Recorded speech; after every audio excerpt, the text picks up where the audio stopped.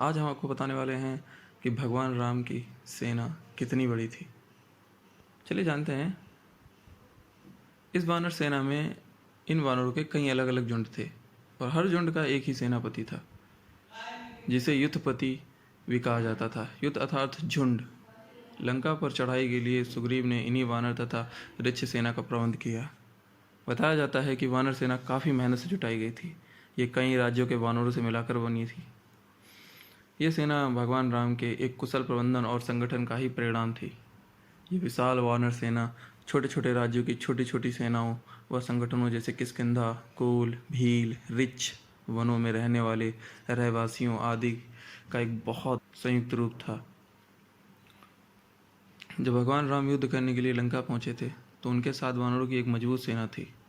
ये सेना कितनी बड़ी थी, इसका वर्णन रामचरितमानस के सुंदरकांड में मिलता है कि ए कपि सब सुग्रीव समाना, इन सम कोटिन गनई को नाना, राम कृपा अतुलित बल तिनहि, तृण समान त्रिलोक कहेगी नहीं।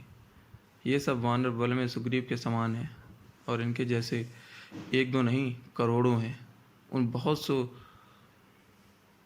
को गिन ही कौन सकता है। श्री राम जी की कृपा से उनमें अतुलनीय बल है।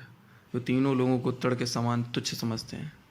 रावण के गुप्तचर ने बताया था कि सेनापतियों की संख्या बताई थी और इसके अलावा असंख्य बंदर बताए थे।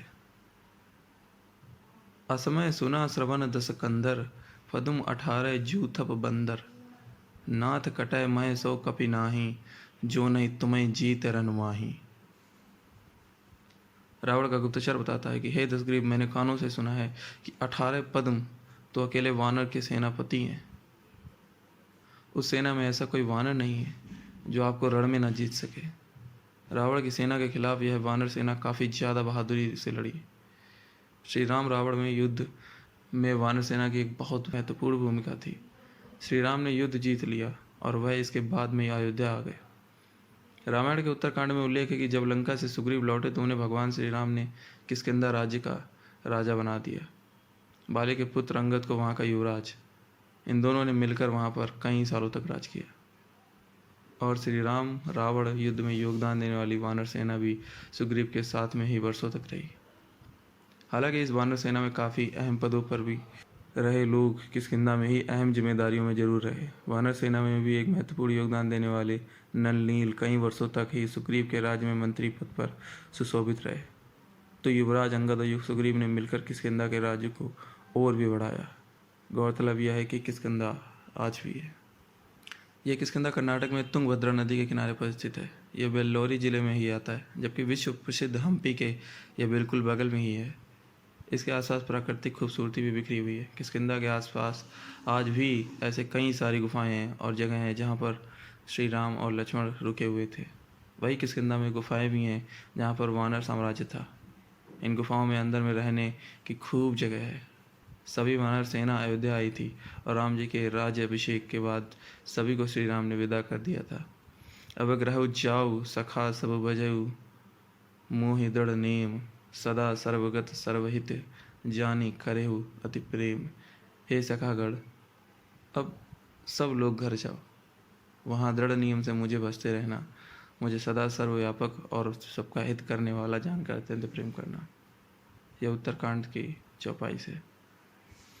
तब प्रभु भूषण बसन मंगाए, नाना रंग अनूप सुहाए, सुग्रीव ही प्रथम ही परि राय, बसन भरत निज हाथ बनाए।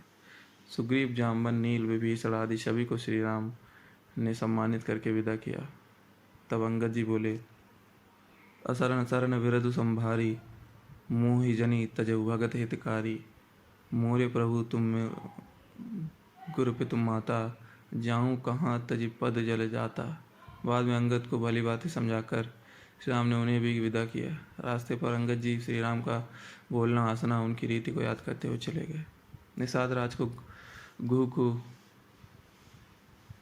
भी श्री राम ने विदा किया और अयोध्या आते रहने को कहा। हनुमान जी श्री राम जी की सेवा के लिए वहीं रुक गए। इस प्रकार सभी वानर सेना अपने अपने स्थान पर चली गई और वे आज भी श्री राम के अवतार लेने का इंतजार कर रही है। जय श्री राम, जय सीताराम।